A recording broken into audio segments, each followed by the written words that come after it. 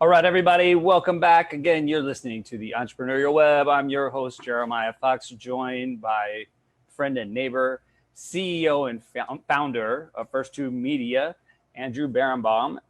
Andrew, you back with us? I'm here. What's up?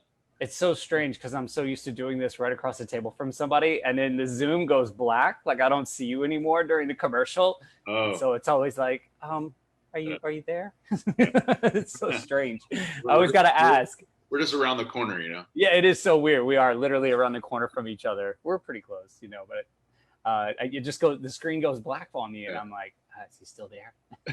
Is he still there?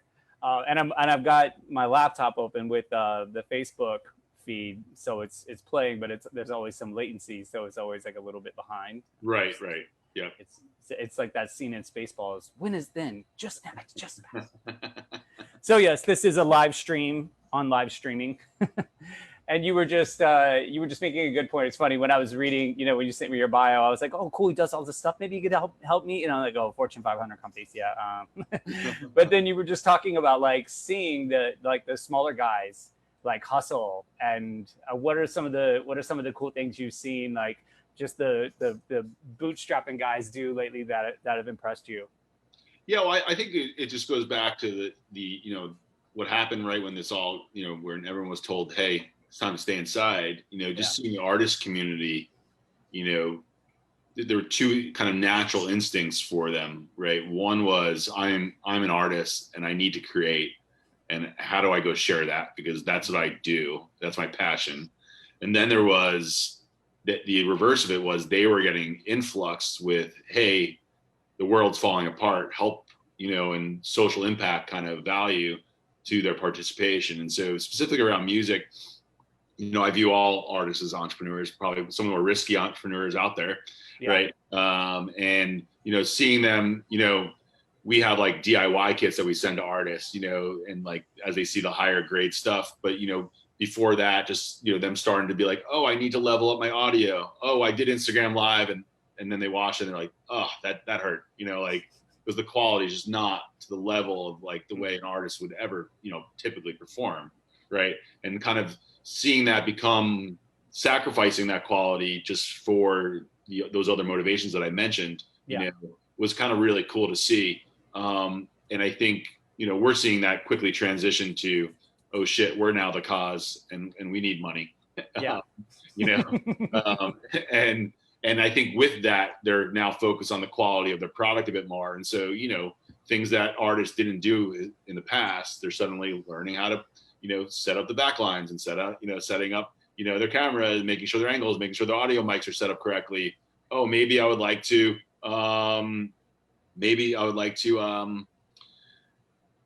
add more graphical, experiences to it, and kind of, with us, we could have a graphical package with your logo here and all those types of things. And so there's ways that we're seeing, people to level up on that.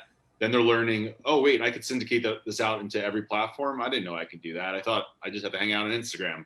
Right. But I actually have 6 times that audience across all these platforms. Maybe I should think about syndication, and so I think there's all that going on as well. And so it's been fun, watching that artist community. And then like now Super Chat exists for YouTube is just one way. So now they're saying, oh, how do I do that? How does that pay me? And potentially, support my situation. And a lot of them, it's been beautiful because they're like just trying to support their staff in a lot of ways. Right. Yeah. And so like there was like Janelle Monáe did a pay-per-view. It was just for her staff. I think she raised like 40 grand or 50 grand, probably kept her whole team alive for another month or two. Right. Yeah.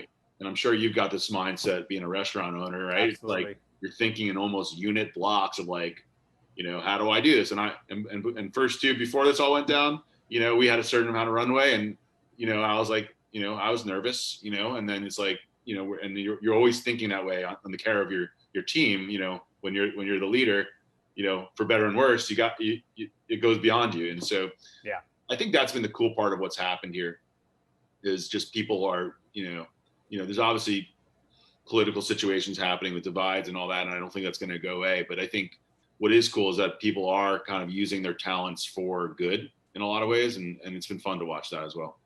Nice. Do you all also provide or connect advertising dollars to artists? Is that part of the live stream, kind of contracts that you guys work? Yeah. So a little more background on us. We're a kind of a misfit team of combined skill sets. And, my background is in building software platforms where I'm finding these complex business processes that if software can kind of, streamline them and make them kind of, hey, a brand or an agency saying, hey, should I build this myself or should I go license this and buy it? Right. And so my brain has always been into those business opportunities. And when I got into this, it was really interesting because each human skill set was so expert and needed in its own way.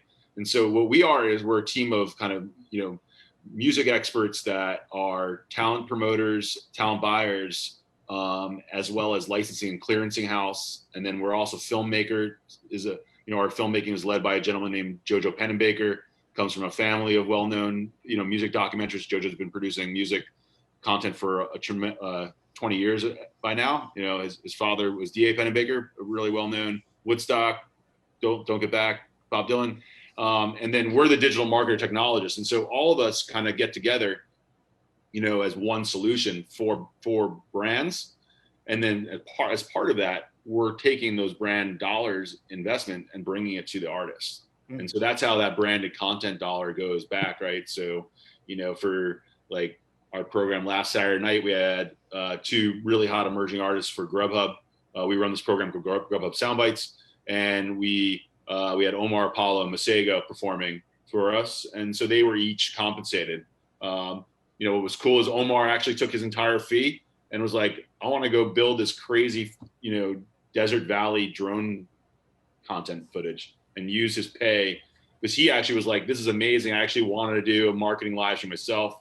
Now the brand's kind of supporting me to create this, much higher quality piece of content, even beyond what we were planning on doing. And so it's interesting to see those dynamics, but yes, we are, that's a core part of what we're doing is bringing money to the music industry. Nice. You said something that triggered a thought in me and it's gone. That happens. Oh, damn. This is the second time it's happened in a few weeks. It's hot today. It's hot in it's pretty humid out there today. I'm sitting in the restaurant and it's like burning up. That one's gone. What else do you want to talk about?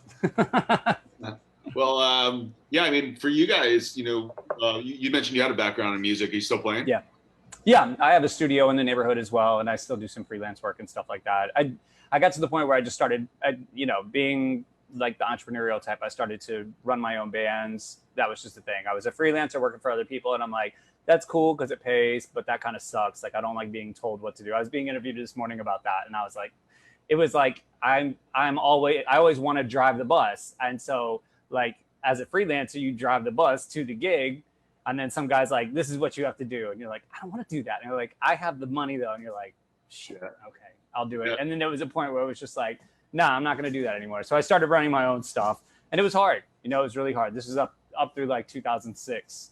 And live music was taking a really hard hit, especially on the smaller end. And we were doing avant-garde stuff. So it wasn't not a big commercial appeal, which is funny. When did you transition from music to restaurant owner?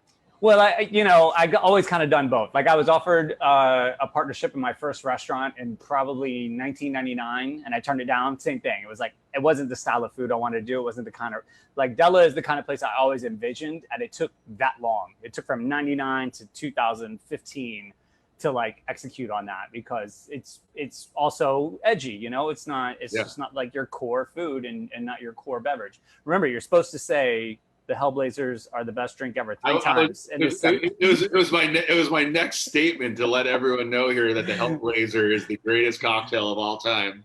You got like 3 minutes to say it 2 more times to get the check, okay?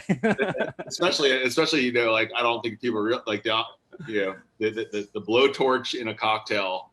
That's something. It is. But, so I'd always kind of done both, and musicians got to eat. So you most of them get really good at like cooking or bartending, because you need the bread, and it's always a guaranteed food and beverage. Yeah. So it was kind of a slow transition. Like I'd say from like 2006 to I did my last tour in 2010, I think. And I had booked it, I managed it, I financed it and everything. And I was already, like, the wine store was already open. I was already doing that. So the two kind of ran parallel to each other. And at a certain point, I just felt like I had a lot more say in my life and the way I instructed my creativity. Yeah. Through the food industry, and then I could do music on the side. Yeah, it's funny you talk about like kind of the motivations of like I like to drive my own bus. For me, I felt, and it's funny to see this whole work from home dynamic occurring here. Like for me, that was kind of my ultimate switch in this company. And it's been pretty funny as I brought more team members onto the company, is like, actually, we don't want to work together in person all the time. I do want to be in person with you at times and build that culture and that relationship with you.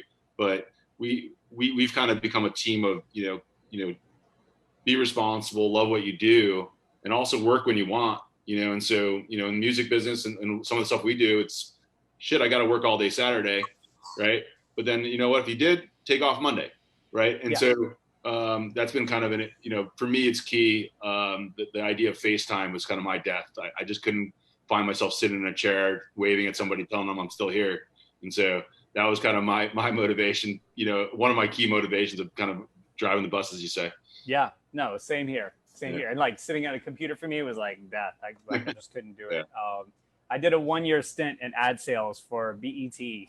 Oh yeah. And when they were in the Viacom building, that was an interesting run. That was pretty wild. I learned a lot.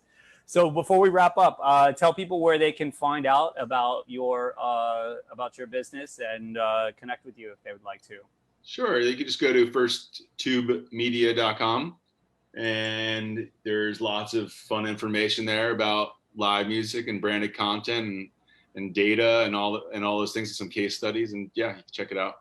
And you guys are also on Facebook, Instagram, LinkedIn, and Twitter, correct? We are on every platform that a brand can leverage to tell people about themselves. Yes. Awesome. And it's First Tube Media at all of that, right? Yeah, it is. Quick, this is what I wanted to ask. Why, like, YouTube, First Tube, or is there you're like, are you battling? You put the line in the sand and you're like, yeah, bring it. Well, it goes back to the initial part of our conversation, but I own like 20 domain names that I had bought for a long time. And when I left my last kind of corporate gig, I was kind of choosing my consultancy, and First Tube is actually the name of a Fish song. And so I have a bunch of Fish songs with the word media on the end of it. Gotcha. And as I was like, which one kind of matches video ad tech a bit? Yeah. And we sell first window rights of music to brands, and we were like, oh, that kind of works. And so it's kind of stuck. We've thought about replacing it like 3 years ago. Now we gave up. And so keep it. I think it's great. It sticks in the head. It just didn't stick in my head when I was supposed to ask you that. It's so funny. I'm glad I whipped that one back up. There you go. I was only on my second coffee today. Cool. Well, thank you for coming on, man. I really appreciate it. I'll see you around the hood. Yeah. All blazer on me. You come by. I'll set it up. Cheers, Jeremiah. We'll be back in a few, everybody. You're listening to the Entrepreneurial Web.